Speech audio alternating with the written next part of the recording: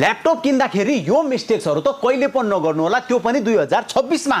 If प्रोसेसरमा पछाडी H लेखेको छ, एचएस र एचएक्स छ भने चाहिँ गेमिङ ल्यापटप हुन्छ, हाई एन्डको लागि हुन्छ, जुनमा गेमिङ परफर्मेन्सको लागि राम्रो हुन्छ।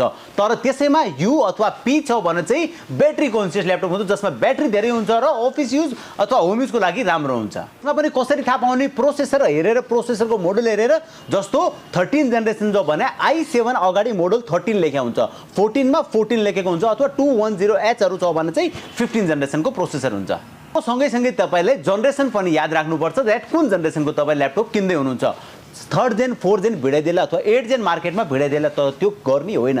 हामीलाई किन्नुपर्छ 12, 13 अथवा 14 जेनेरेसनको ल्यापटप र अहिले लेटेस्ट आइरहेको छ 15 जेनेरेसनको ल्यापटप। ल्यापटप किन्दाखेरि दुईटै ल्यापटपमा सेम ग्राफिक भए पनि तपाईले चुज कसरी गर्ने हो? दुईटै ल्यापटप सेम छ भने पनि टिजिपी हामीले हेर्ने हो। जसको टिजिपी हाई छ, टिजिपी भनेको टोटल ग्राफिक पावर, जसको टिजिपी हाई त्यसको परफर्मेन्स जहिले पनि बेटर हुन्छ। कहिलेकाहीँ हिटिङ चाहिँ टिजिपी बेसी भएको बेसी हुन्छ।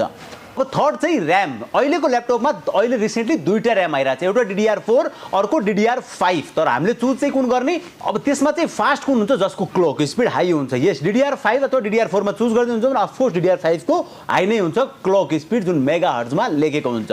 र अब फोर्थ आयो हाम्रो एसएसडी।